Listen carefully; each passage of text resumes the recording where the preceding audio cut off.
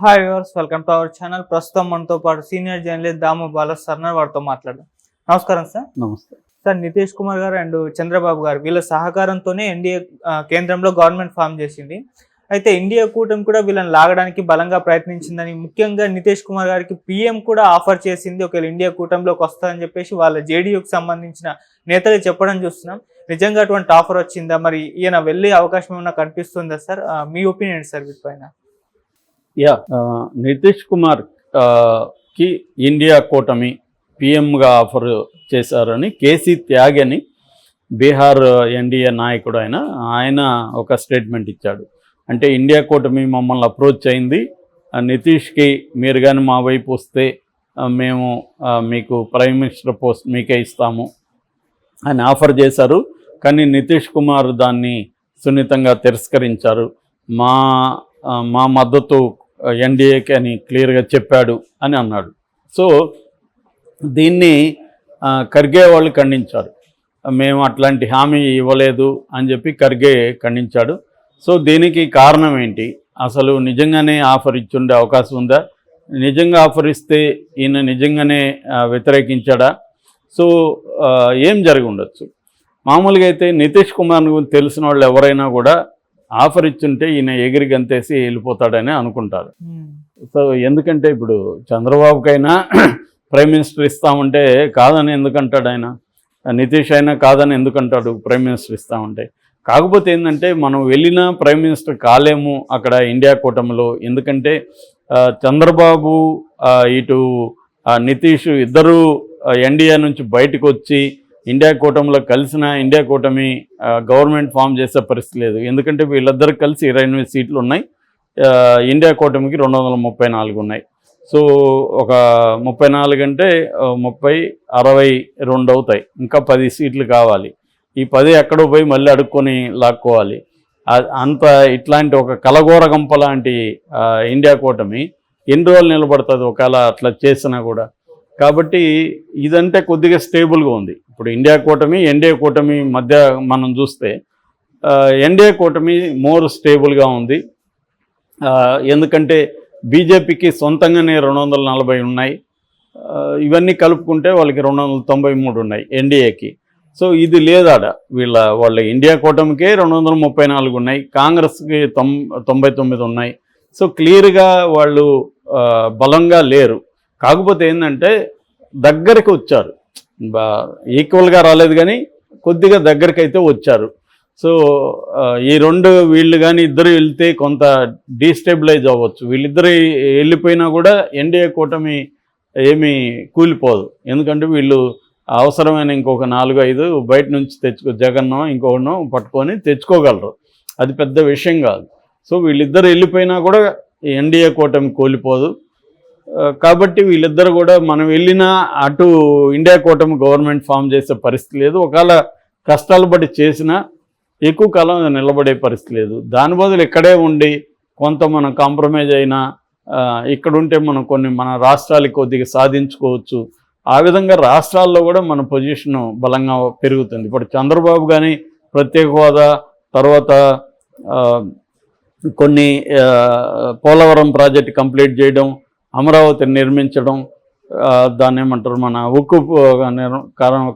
ఉక్కు ఫ్యాక్టరీని ప్రైవేటీకరణ చేయకపోవడం, ఇట్లా కొన్ని పనులు చేయగలిగాడు. కొంత ఇండస్ట్రీస్ తీసుకురావడం, ఇవన్నీ చేయగలిగాడు అనుకో.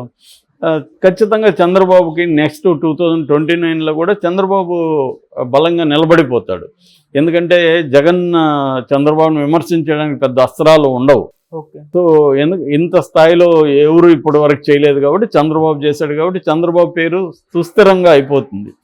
కాబట్టి ఇది ఆలోచిస్తాడు తప్ప చంద్రబాబు ఇప్పుడు నేను ప్రధానమంత్రి అని చెప్పి వెళ్ళి 4 రోజులు ప్రధానమంత్రిగా ఉండి భ్రష్టు బట్టి మళ్ళీ ఇక్కడ గందరగోళం అయ్యి ఇదంతా ఎందుకని చంద్రబాబు ఆలోచిస్తాడు. అట్లాగే నితీష్ కూడా అదే ఆలోచిస్తాడు. ఖచ్చితంగా మనకు స్టేబుల్ గవర్నమెంట్ ఉంటుందంటే అటే వెళ్తారు వీళ్ళు, నో డౌట్. అసలు అంత స్టేబుల్గా ఉంటే వాళ్ళు వీళ్ళకి ఆఫర్ చేయాల్సిన అవసరం ఉంది. సో వీళ్ళకుండే ఇప్పుడు అక్కడ 100 సీట్లుండే రాహుల్ని వదిలేసి 12 సీట్లుండే నితీష్కి ఎందుకు ప్రధానమంత్రి ఆఫర్ చేస్తారు? అసలు కామన్ సెన్స్ ఎవరికైనా అర్థమవుతుంది కదా. ఇతనికి ఉండేది బొటాబొట్టి 12, ఈ 12 నాకు ఇస్తే నీకు ప్రధానమంత్రి ఇస్తానని ఎవడైనా ఆఫర్ చేస్తారా? బుద్ధి ఉండేవాడు. సో ఒకవేళ ఆఫర్ చేస్తే అంతకంటే మూర్ఖత్వం ఉంటుందా? కాబట్టి ఇదంతా మరి త్యాగి ఎందుకు చెప్పున్నాడు? త్యాగి ఎందుకు చెప్పుండొచ్చు అంటే, ఒక పక్క బీజేపీని జేడీయూ ఇండైరెక్ట్గా బ్లాక్మెయిల్ చేస్తున్నట్టే కనబడుతుంది ఆల్రెడీ. ఎందుకు? మీరు మాతో జాగ్రత్తగా లేకపోతే, మేము అడిగింది ఇకపోతే మాకు మంచి ఆఫర్ ఉంది అక్కడ అని చెప్పడం. మామూలుగా మనం కూడా చెప్తున్నాం, మీ షాప్లో కూడా అక్కడ ఇంకా తక్కువ ఇస్తానన్నా, నువ్వేదో తెలిసినోడు కాబట్టి నీ దగ్గరికి వచ్చాను అని చెప్తాం. అదేం ఉండదు. వాడికంటే వీడు తక్కువనే వీడికి దగ్గరికి వస్తాం, లేదా సరుకు నాణ్యంగా ఉందేమో అనుకొని వస్తాం. కానీ చెప్పేటప్పుడు ఎట్లా చెప్తాం? నీకంటే తక్కువ ఇస్తానన్నాడు అతను, నువ్వు మరి చూసుకో అని చెప్తాం. అంటే అతనికంటే తను తక్కువ ఇవ్వాలనేది మన ప్లాను. ఇది గేమ్ నడుస్తూ ఉంటుంది అన్ని చోట్ల, సామాన్య జీవితంలో దగ్గర నుంచి రాజకీయాల వరకు ఈ గేమ్ అందరూ ప్లే చేస్తుంటారు. అలాగా ప్లే చేయడం తప్ప ఈ జేడీయూ వేరేదేమీ కాదు. సో వీళ్ళ ఒక రకంగా ఏంటంటే, మోడీకి ఇది పరీక్షా కాలం అని చెప్పచ్చు. ఎందుకంటే ఇప్పటివరకు మోడీ సింగిల్గానే నెగ్గుకుంటూ వచ్చాడు. సో తను అదేదో అంటారు, సింహం సింగిల్గా వస్తుంది అన్నట్టు అతను వెళ్ళాడు. ఈవెన్ బీజేపీలో కూడా అతనికి ఎవరు కూడా ఆనలేదు. బీజేపీ ఇప్పటివరకు బీజేపీ అనేది యాక్చువల్గా ఏంటంటే ఆర్గనైజ్డ్ పార్టీ.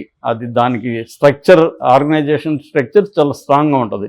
ఆర్ఎస్ఎస్, విహెచ్ఎస్, రకరకాల ఆర్గనైజేషన్స్, మదర్ ఆర్గనైజేషన్ ఆర్ఎస్ఎస్.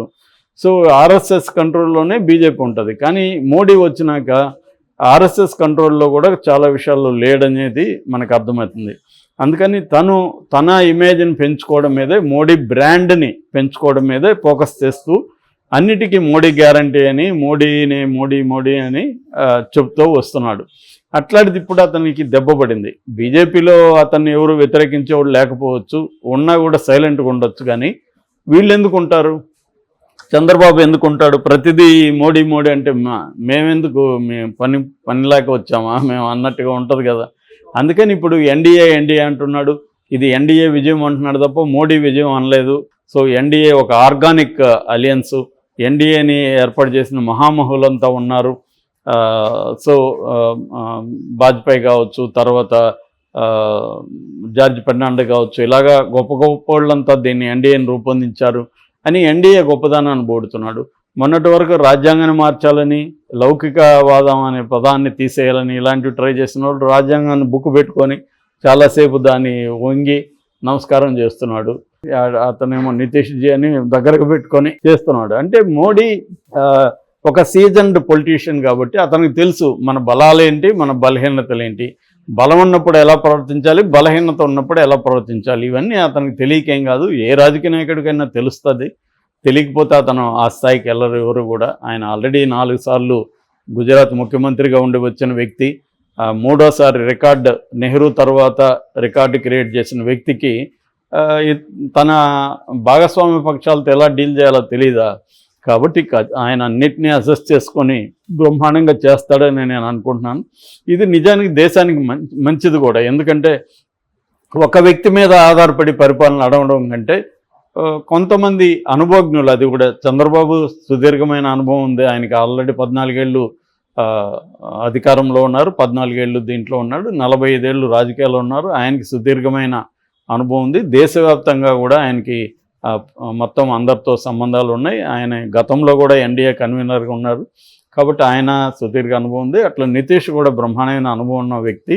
అనేక పార్టీల్లో ఉండి వచ్చాడు. ఆయన సమతా పార్టీలో ఉన్నాడు, జేడీలో ఉండి ఇలా వచ్చిన వ్యక్తి. తనకి విశేషమైన అనుభవం ఉంది.